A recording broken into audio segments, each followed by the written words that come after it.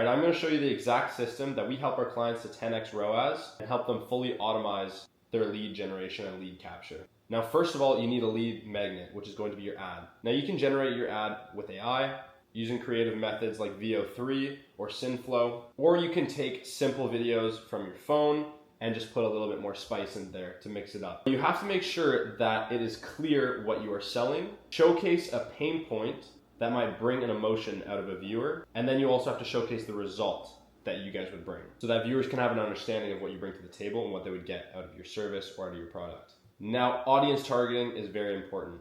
You don't want to target to everyone because you're just going to waste a bunch of money on potentially younger people who don't have the money to buy, people that are in the wrong country, or if your product or service is for a specific gender, you might be missing out on opportunity there and wasting a lot of money.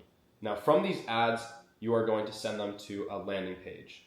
A lot of businesses go straight to contacting them or to their website. It can work, but landing pages are a lot better so that you can always reach out to them and keep them in your email list, for example, or your contacts so you can reach out to them later. Because most people that clicked on your ad are going to have a bit of interest in what you're selling or your service.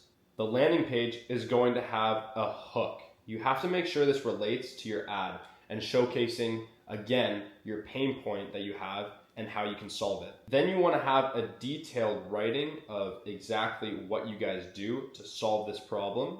Or you can do a video, which honestly is my preferred method because people see a person and that builds a little bit more trust. Then you're going to have a form. And this is important because with this form, you can capture their problem, their seriousness of how much they want to buy, what their current situation is, their name, email, and number. And those are very important for reaching out afterwards if they don't go all the way buying your product or service. Now let me show you the AI part of things.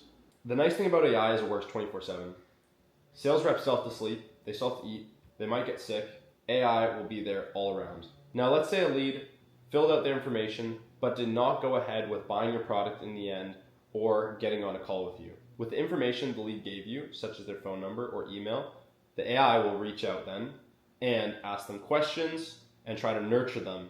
Now it's going to follow up with that lead and it's going to make sure that it keeps that interaction and keeps you on the back of the lead's mind instead of moving to the next person. Because imagine you walk into a store, for example, a clothing store, and you ask someone to help you out, but they don't, what are you going to do? You're probably just going to leave and go to the next store. That's exactly the same thing that happens to most businesses. Another nice method that AI can do is nurture leads with comments on your posts. And then if those comments are good and show interest in what you have, it will outreach automatically cold and then try to nurture them into an appointment.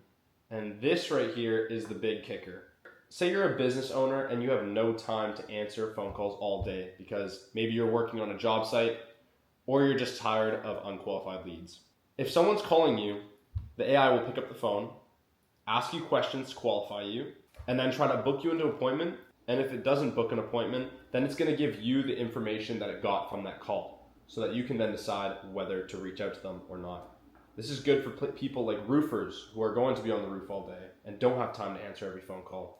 Or for med spas who have so many phone calls and people trying to book appointments that they can't handle everything. And it's just boring work overall. This also ensures that if you hop on a call later with the lead, you're going to have so much information to close them better. You're going to have their pain points, what their state is right now, exactly if they're interested or not, where they're located. And this is all just going to help you out on the call overall. Now, this is a big thing to remember. You're not going to have leads coming in that you can handle with AI unless you dial in your marketing. So you want to test multiple ads. You want to find the top performers and then increase the ad spend on those top performers. So generally start low with a bunch of ads and then increase it. You also want to make sure that you always change out ads that aren't working because there's something called ad fatigue, where if there's no engagement because maybe people just keep seeing it over and over again and just start skipping faster, the ad will die. You can also optimize underperformers. So take existing ads that aren't doing as great as the others, figure out what's different and why it's not working potentially, and then change it a little bit. Give little tweaks. Analyze the results after a week and then continue again.